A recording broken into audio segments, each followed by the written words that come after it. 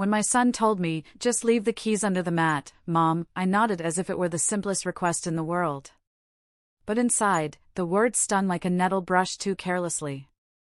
Not because of the instruction itself, I had left keys under doormats plenty of times in my life, but because of the way he said it. So final. So dismissive. As if this house, my house, no longer required my presence, not even for the courtesy of a farewell. Just slide the keys under and walk away. A handover without a handshake. I stood in the hallway for a long time after he'd gone, my palms resting on the box I had been sealing. The tape still hung loosely, the roll balanced on the edge of the counter. It wasn't the house that looked strange to me, though empty walls and bare shelves have a way of making any place unfamiliar, it was myself. My reflection in the hall mirror showed a woman I barely recognized. Lines deeper than I remembered. Shoulders more sloped. Eyes carrying not just age but a kind of ache that had nothing to do with time. This house was not simply bricks and wood. It was my skin, my breath, the record of decades lived between its walls. I knew where the floorboards creaked, where the paint chipped, where the rain sometimes whispered in through the eaves. I had cradled my son as a baby in that front room, soothed him with lullabies sung over the rhythm of the rocking chair. I had paced during his teenage years, waiting for headlights to sweep across the drive, telling myself he was safe. Every corner carried me in it. To leave the keys under the mat was not instruction, it was exile. The boxes waited like obedient soldiers, stacked in neat rows, labeled with black marker. But I wasn't ready to march out with them.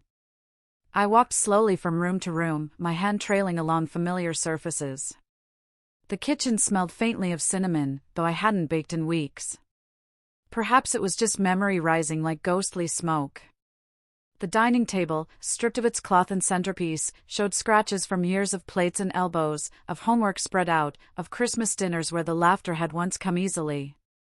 My son thought he was being practical. I know him well enough to recognize his briskness as a shield. He didn't want to linger because lingering meant feeling. And feelings, for him, had become inconvenient things, detours he refused to take. Better to speak quick, decisive words and keep the engine running. He'd already driven off before I had even thought of a reply. I should explain, this wasn't just a casual move. The house had been sold. Downsized, they called it. It's better for you, Mom, my son had insisted. Less to manage, fewer expenses, and closer to me and the kids. You'll thank me. I wanted to believe him. I wanted to see his choice as a gift rather than a quiet eviction. But the truth lodged itself stubbornly in my chest. This had not been my idea. And worse, I hadn't been asked. The new apartment was already arranged, his wife had picked the curtains, chosen the carpets. I had been shown the place only once, like a guest invited to admire what was already decided. "Isn't it perfect?" she'd said, her smile firm, her tone expectant. I had nodded, because what else could I do? Resistance seemed ungrateful. Gratitude was expected, so I wore it like an ill-fitting coat. But standing in my house that last afternoon, I felt the sharp edge of what had been taken from me. Not just space, but choice. Not just rooms, but history. My entire life had been repackaged into cardboard, and I had been instructed to deliver the keys under the mat like some delivery woman whose role was done. I bent down and opened the small tin box I kept in the second drawer of the kitchen. Inside, beneath yellowed receipts and spare buttons, lay the extra key. Smooth, familiar, slightly worn at the edges. My fingers curled around it with a stubbornness I hadn't felt in years. They wanted me to give this up. But I wasn't ready. Not yet. Perhaps not ever. I slipped it into my pocket, and then, almost without thinking, I pulled a notepad from the counter. My pen hovered over the paper. At first I didn't know what I wanted to write. Then the words came, simple and steady, I kept the spare. That was all. 3 small words, but they felt like a declaration. A refusal to vanish completely. If I was to leave, I would leave a part of myself behind. Not the kind they could pack in a box or sell with a mortgage, but the quiet truth that this house was mine, and in some way, it always would be. I left the note on the kitchen counter, weighted by the salt shaker so it wouldn't drift to the floor.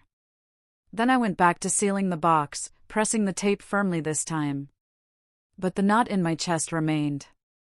My hands trembled slightly as I worked, though I wasn't sure if it was from age, or anger, or grief. The neighbors would see the moving truck in the morning. They would wave politely, maybe offer sad smiles. But none of them would know what was really being moved, not furniture, not boxes, but pieces of my identity. And none of them would see the key tucked in my pocket, pressing a small, steady reminder against my hip. I carried on through the evening like a woman in a dream, sorting, packing, pausing to stare out the window at the street where I had watched countless seasons turn. The lamppost still flickered the way it always had. The maple tree still stood, scarred by years of storms but steady. And I realized, with a pang, that I was no longer steady at all. That night I didn't sleep much. I lay on the bare mattress, listening to the hollow quiet of the house. Every creak sounded louder, every sigh of the wind sharper. When dawn arrived, pale light spilled across the floor, and I rose to make coffee one last time in that kitchen. The mug warmed my hands, but it did not reach the cold place inside me. When the movers arrived, I gave them instructions in a voice I barely recognized. Calm, efficient, as though I had rehearsed. But inside, each item that passed through the doorway felt like a subtraction. I wanted to grab them back, to say, "Leave it all, I'll stay." But I said nothing. Words caught in my throat like stones. By the afternoon, the rooms echoed. The last box was loaded, the last door closed. My son returned, cheerful, brisk, clapping his hands together as if this were a task completed. "All set, Mom. You'll be so much happier." He glanced around once, then motioned toward the car. "Come on, let's go. Just leave the keys under the mat." I smiled thinly, my lips stretched tight. I slipped the front door key onto the counter, not the spare, just the one he expected. And as he turned to leave, I let my hand brush against my pocket, feeling the small, solid weight there. The truth of what I had kept. I wasn't sure then what it meant, only that it meant something. That choice, that tiny act of disobedience, felt like a seed pressed into soil. I didn't know yet what would grow from it. But I knew it was mine. And as I stepped across the threshold, closing the door behind me, I whispered to the empty rooms, "I'll be back." The apartment smelled faintly of new carpet and fresh paint, a sharpness that clung to the air no matter how wide I opened the windows. My daughter-in-law had called it bright and airy, but to me it felt sterile, as though it had been scrubbed of all history. The walls were too white, too clean, waiting for memories I wasn't sure I had the strength to make. My son carried boxes in with the confidence of someone who believed he was doing good. "See, Mom? It's modern. No more drafty windows, no more heavy garden work. This is perfect for you." His voice was light, almost rehearsed, as though he were listing benefits from a brochure. I nodded, offering the polite smile I'd learned to wear around him, a mask that covered the words I longed to say, "This isn't my home. You didn't ask me if I wanted this." They had chosen everything. The beige curtains hung in precise folds, the cushions on the sofa matched the rug, and the bedspread in the bedroom was the exact shade of gray that my daughter-in-law favored. My touch was nowhere in the room.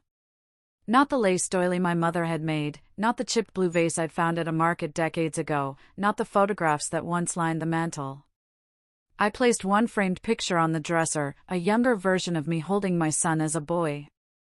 His smile had been wide then, unguarded, the kind that reached his eyes. Now, his smiles were efficient, quick flashes that seemed to say, "Let's keep moving." I wondered if he remembered the day that picture was taken. I remembered every detail, the way the sun had burned hot on the back of my neck, the smell of grass, the warmth of his small arms clutching me. He lingered only a few minutes before leaving. "I'll come by this weekend, Mom. We'll take you to dinner. The kids are excited to see you more often." He kissed my cheek, his stubble scratching lightly, and then he was gone.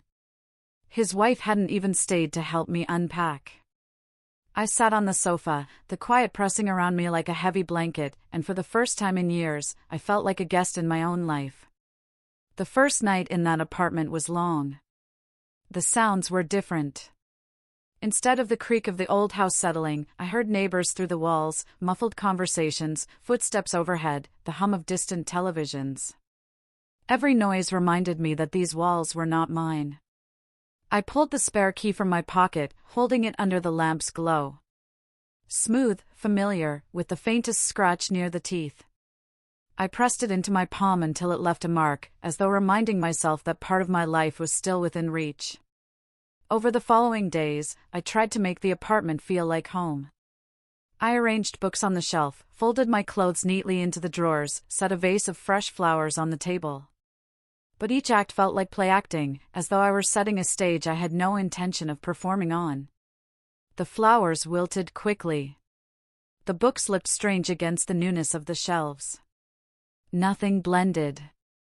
My son called often, his tone cheerful, sometimes hurried. "How's the place, Mom? Isn't it easier?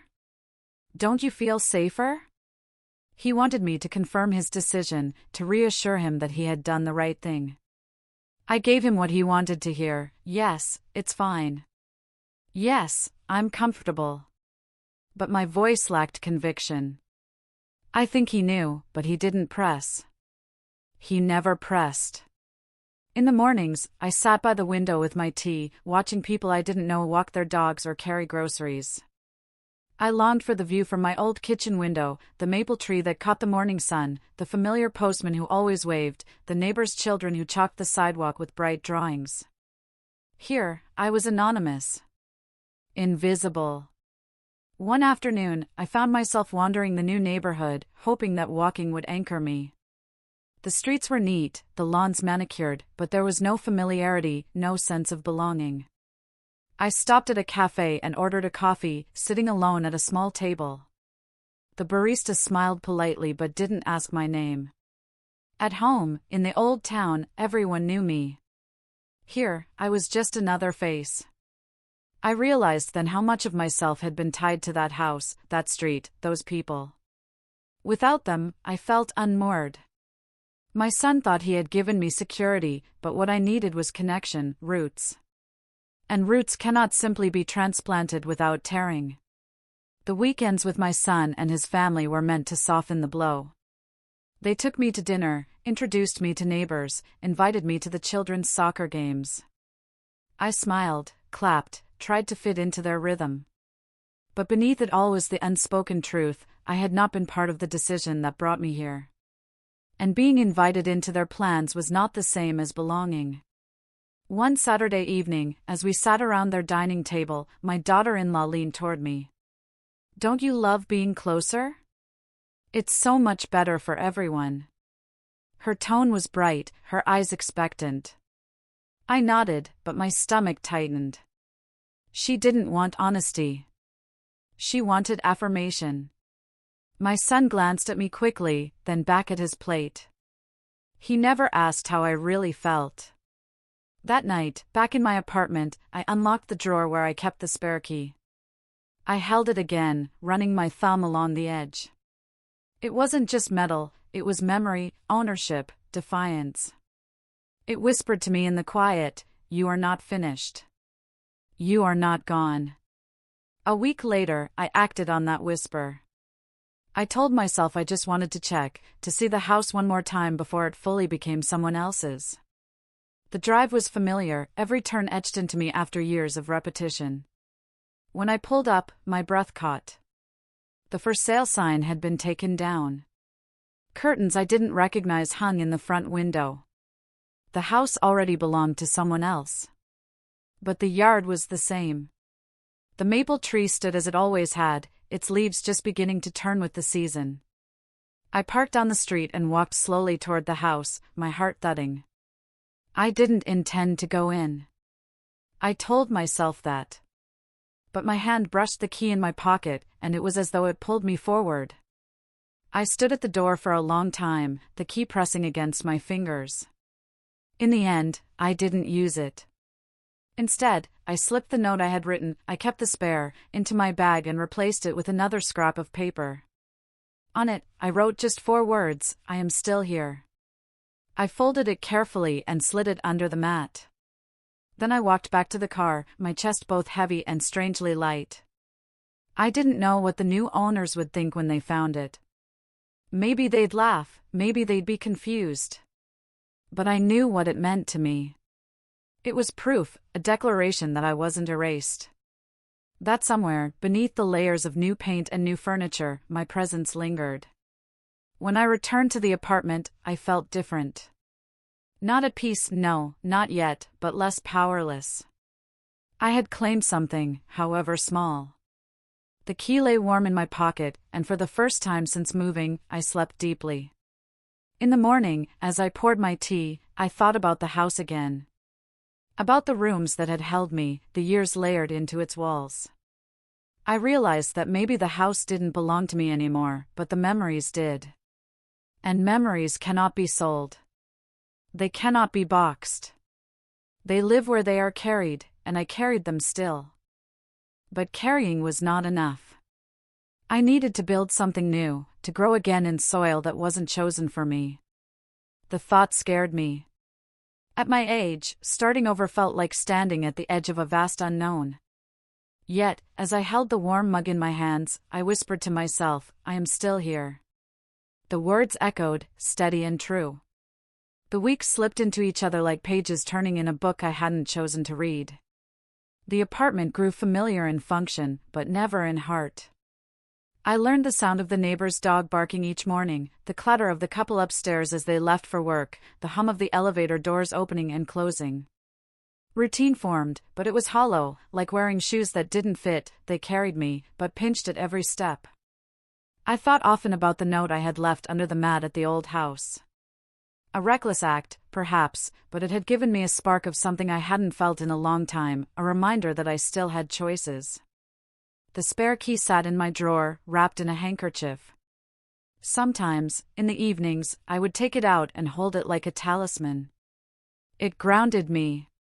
It reminded me that even though the house no longer belonged to me, the story of my life did.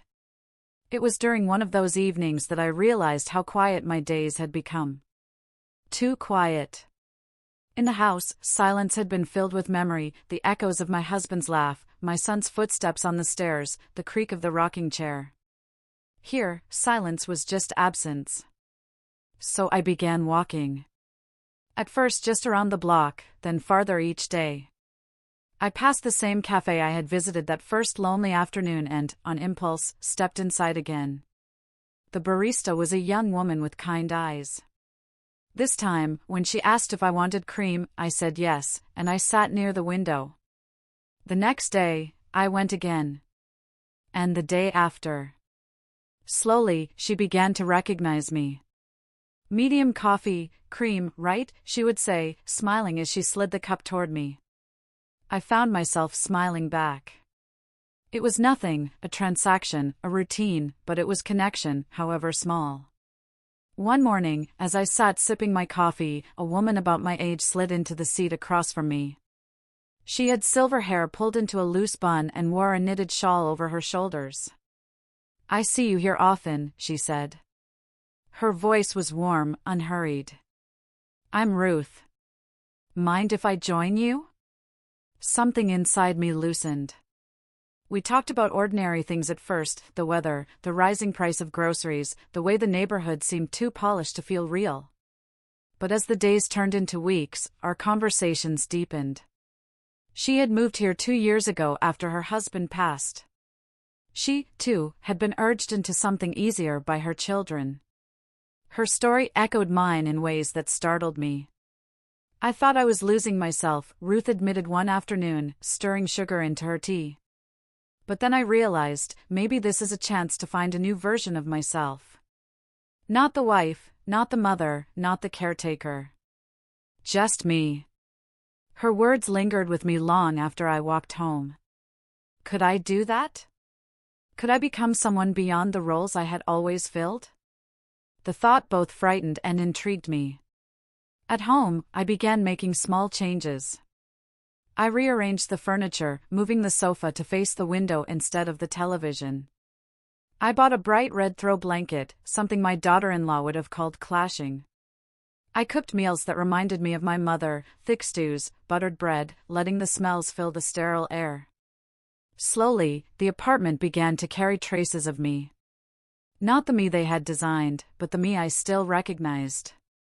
When my son visited, he noticed.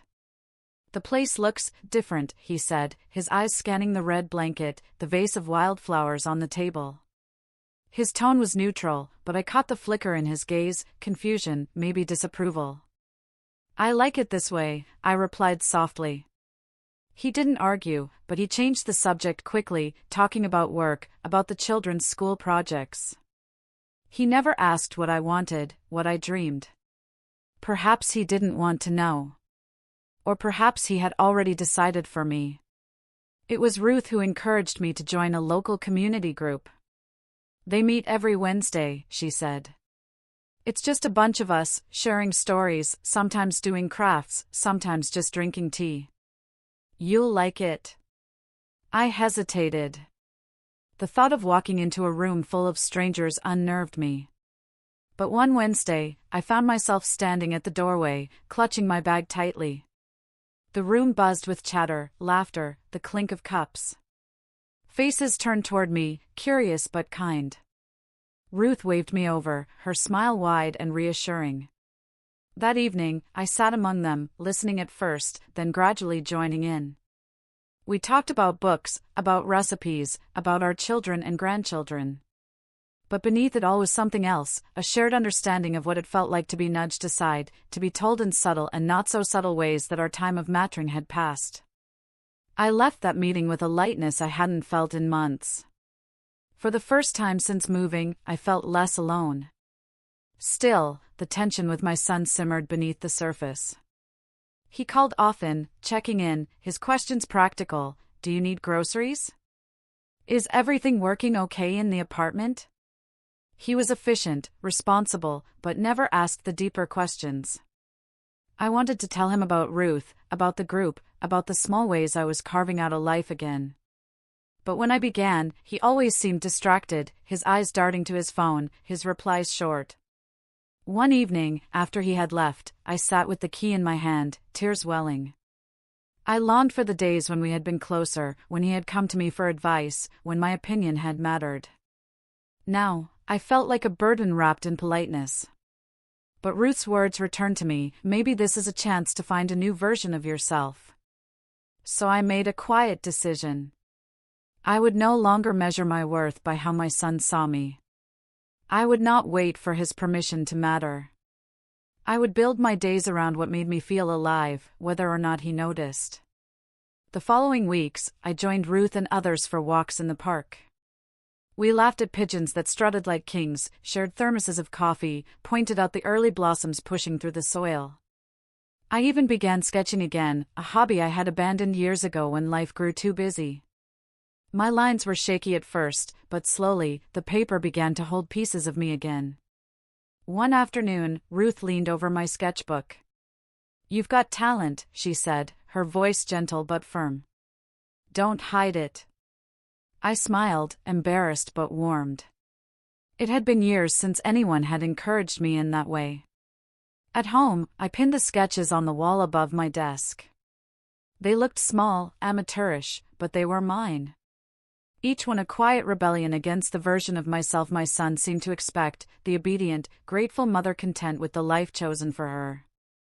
Still, the key remained in my drawer, its presence both comforting and heavy. Some nights, I dreamed of the house, walking through its rooms, hearing laughter, smelling cinnamon in the kitchen. In the dreams, the house was alive, welcoming. And when I woke, the apartment felt colder by comparison. One Sunday, after dinner at my son's house, I lingered as they cleared the table. The children ran off to play, their laughter echoing. My daughter-in-law wiped the counter, her movements brisk. My son scrolled through his phone, barely glancing up. "I went to a community group," I said suddenly, my voice cutting into the quiet. He looked up, surprised. "Oh. That's nice, Mom." His tone was distracted, dismissive. "I've been sketching again too," I added. "That's good," he replied, already turning back to his screen. Something inside me broke a little. Not loudly, not dramatically, but like a thin crack running through glass. I realized then that no matter what I did, he might never really see me. Not the way I longed to be seen. That night, back in the apartment, I sat at my desk, staring at the sketches on the wall. The crack in me ached, but alongside it was something new, resolve. If he would not see me, I would see myself. I pulled out the spare key, laying it beside my sketchbook. The metal gleamed in the lamplight, steady and sure. It was no longer just a reminder of what I had lost. It was a symbol of what I still held: choice, agency, self. And as I traced its outline with my finger, I whispered again, this time with conviction, "I am still here." It was a small thing that started the fracture, as it so often is. My son arrived one evening with groceries in hand, his voice brisk as always. "I thought you might need these," he said, setting them on the counter before I could protest. Bags of neatly packed items, the brands his wife bought, not the ones I would have chosen. "Thank you," I said softly, though I hadn't asked for them. He began arranging the items in the cupboards, moving aside the tins and jars I had carefully organized. My red throw blanket caught his eye then, draped boldly over the sofa. His brow furrowed. "Where did this come from?" he asked. "I bought it," I replied, lifting my chin a little. "I liked the color." He paused, hand still on the cupboard door. "It doesn't match the room." "It matches me," I said quietly, the words leaving my mouth before I could soften them. For a moment, his eyes met mine, a flicker of something I couldn't name, surprise perhaps, or irritation. Then he sighed, turning back to the cupboards. "Mom, we just want you to be comfortable." "I am comfortable," I said, though my voice trembled. "When things are mine." The silence that followed was heavier than any argument could have been. He finished putting away the groceries and left soon after, his goodbye quick, distracted. I stood in the doorway long after he'd gone, my heart pounding. The air in the apartment felt different, charged, unsettled. For the first time, I hadn't simply accepted his choices. I had spoken for myself. The words had been small, but they had weight. The next day, I met Ruth at the cafe. She noticed my expression immediately. "What happened?" she asked, her voice warm but steady. I told her about the groceries, about the blanket, about the silence that had followed. She listened without interruption, her hands wrapped around her mug. When I finished, she leaned forward. "You're not wrong to want pieces of yourself here," she said firmly. "He loves you, I'm sure. But love doesn't give someone the right to erase you." Erase. The word lodged itself in my chest. Yes. That was what it felt like, as though each practical decision, each brisk instruction, was rubbing away at me, layer by layer, until I was nothing more than a faint outline. That evening, I pulled out my sketchbook and drew the red blanket. The folds, the way the light caught it, the boldness of its color against the beige sofa. It looked defiant on the page, alive. And in that moment, so did I. But the tension with my son did not fade. The more I found small joys, community meetings, walks with Ruth, afternoons spent sketching, the more he seemed unsettled. One Sunday, during dinner at his house, he frowned when I mentioned the group. "You don't have to keep yourself so busy, Mom," he said. "You should be relaxing, taking it easy." "I like being busy," I replied. He gave a tight smile. "Just don't overdo it. We worry about you." I wanted to shout then, to tell him that I was not fragile glass to be stored on a high shelf. But the children were at the table, chattering happily, and my daughter-in-law's polite smile urged me into silence. Later, as I drove back to the apartment, I gripped the steering wheel tightly, my chest aching. "Worry," he had said. But it wasn't worry. It was control, wrapped neatly in the language of care. And I was tired of it. That night, I unlocked the drawer and held the spare key again. Its weight steadied me, its cold edge biting into my skin. It wasn't the house itself that called me anymore, it was what it represented. Choice. Autonomy. The reminder that once, I had been the one who decided. The following Wednesday, at the community group, I shared more than I ever had. I told them about the move, about my son's decisions, about how I felt like a guest in a life someone else had written. The room grew quiet as I spoke, faces nodding in recognition. When I finished, Ruth reached for my hand. "You're not alone," she said softly. "We've all felt it. But you're stronger than you think. You're finding yourself again. Don't let anyone take that from you." Her words filled me with both comfort and sorrow. Comfort, because I was not alone.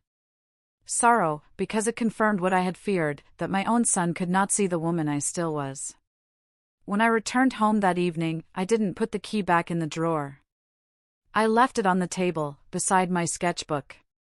It gleamed in the lamplight, not as a relic of the past, but as a promise.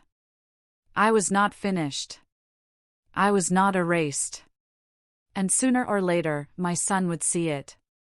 The fracture finally widened on a Sunday afternoon. My son had arrived earlier than expected, his knock brisk, his smile tight. He stepped inside without waiting for an invitation, his eyes sweeping the apartment as though inspecting it. "You've been busy," he remarked, his tone carrying a sharp edge. The sketches covered more of the wall now, taped in uneven rows, flowers, street corners, even the cafe where Ruth and I spend our mornings. The red blanket draped proudly across the sofa, a vase of wildflowers on the table. My world, my choices, stitched together in small, bright defiance. "I like it this way," I said evenly. He set down the bag in his hand, groceries again, and turned toward me. "Mom, we need to talk." The air shifted. I sat at the table, folding my hands to keep them steady. "Then talk." He hesitated, his jaw tightening. "I don't want you wearing yourself out. You're not young anymore. These groups, these walks, all this running around, it's too much. You should rest. You should let us take care of things." I felt the words like a slap. Not from cruelty, but from blindness. He couldn't see that what he called too much was the only thing keeping me alive inside. "I don't need to be taken care of," I replied quietly. "Not like that. What I need is to live." He frowned, confusion knitting his brow. "But you are living. Here. Safely. Close to us. Isn't that enough?" "No," I said, my voice steadying. "It isn't enough to be safe if I have to give up who I am." For a long moment, silence hung between us, heavy and unyielding. He looked at me as though I had spoken a foreign language. Finally, he sighed, rubbing his temple. "You don't understand.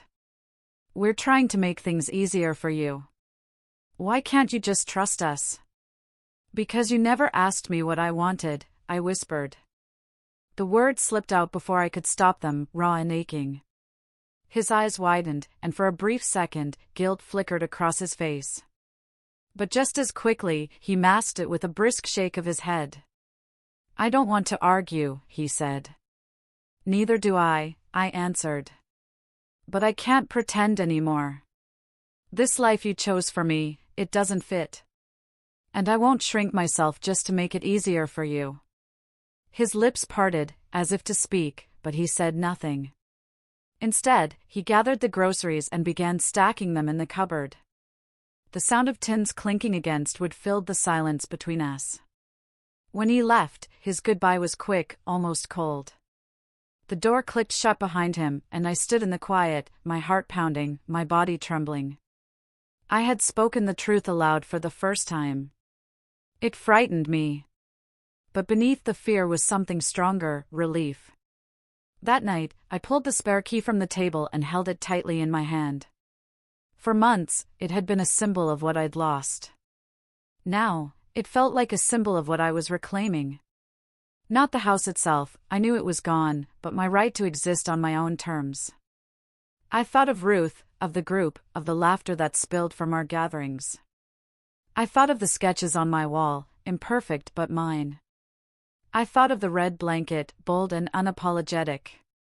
These were the seeds of a life I had chosen, however small. And for the first time since moving day, I felt a quiet pride. The following week, I signed up for an art class at the community center. It was only once a week, nothing grand, but it was mine. When I told Ruth, she clapped her hands in delight. "Good," she said firmly. "The world needs to see what you see." I didn't tell my son. Not yet. Part of me feared his reaction, the dismissive smile, the warnings about overdoing it. But another part of me didn't care. This wasn't about him anymore. It was about me. During that first class, I sat among strangers with sketchpads in hand, the scent of charcoal and pencil dust in the air. My lines were hesitant, my strokes uneven, but as the image began to form on the page, a simple vase of flowers, I felt something I hadn't in years. Purpose. When I walked home afterward, the late afternoon sun warming my shoulders, I realized I was smiling. Not the polite smile I wore for my son, but a real one, rising unbidden. That evening, I taped the new drawing to the wall beside the others. The apartment, once sterile, now pulsed with life. Not perfect, not complete, but undeniably mine. And as I stood there, the key still gleaming on the table, I whispered to the empty room, "I am not finished yet." The apartment walls had become a gallery of sorts. Each week, a new sketch joined the others, flowers from the park, faces from the cafe, even the maple tree I carried in memory from my old yard. The drawings weren't masterpieces, but they were mine. Proof that my hands could still create, that my eyes still saw beauty, that my spirit hadn't been dimmed by being moved like a piece of furniture. Ruth visited often, sometimes bringing scones, sometimes bringing nothing but her laughter. She admired the sketches, encouraged me, reminded me gently that life didn't end when others decided it should. And the community group became my circle, a patchwork of women and men who had all been told, in one way or another, to step quietly aside. Together, we refused. It was during one of those gatherings that I spoke about the key. Not in detail, not the whole story, but enough. I kept something, I told them, my voice low, my fingers tracing the rim of my teacup. Something small that reminded me I wasn't gone. That I still had a choice. They nodded, some eyes shining with recognition. One woman reached across the table, squeezing my hand. "We all need something to hold on to," she said. And I realized she was right. The key had been mine, my anchor, my symbol, but what it truly represented was not the house, but myself. The confrontation with my son lingered in the air between us for weeks. Our calls were shorter, our visits stilted. I could feel his disappointment, though he never said the words. He wanted the version of me who smiled politely, who agreed, who slipped her desires under the mat with the keys. But that woman was gone. One evening, he came by unannounced. He stood in the doorway, his face taut. "Mom," he began, "we need to talk about all this activity. Ruth, the groups, the classes. I'm worried." I gestured for him to sit, but he remained standing. My hands trembled slightly, but I kept my voice calm. "I know you think you're protecting me. But I don't need protecting from life. I need to live it. If that worries you, I'm sorry. But I can't go back to being silent just to make it easier for you." His shoulders sagged then, as though the weight of the words pressed down. For the first time, I saw not authority in his eyes, but uncertainty. He sat finally, rubbing his hands together. "I just don't want to lose you," he admitted quietly. The truth landed between us, heavy and raw. For all his control, for all his briskness, beneath it was fear, fear of watching me fade, of watching time take me piece by piece. My anger softened, just slightly. "You won't lose me," I said gently. "Unless you keep trying to erase me." He looked at me then, truly looked. I don't know if he understood fully, but for the first time in years, he didn't argue. He just nodded, slowly, as though the idea needed time to settle. After he left, I sat at the table with the spare key in my palm. Its surface was worn smooth now from all the times I had held it. I realized then that I didn't need it anymore, not in the same way. I had thought it was the only proof I still had power, that I still belonged. But I no longer needed metal to remind me. The proof was in my walls, in my friendships, in the steadiness of my own voice. Still, I didn't throw it away. I slipped it into a small wooden box and placed it on the shelf. Not as a crutch, but as a keepsake. A reminder of the moment I decided not to disappear. Life didn't transform overnight. The days were still quiet sometimes, the apartment still carried its sterile edges. My son and I still moved cautiously around each other, learning how to exist without the old patterns. But I was no longer waiting for someone else to hand me purpose.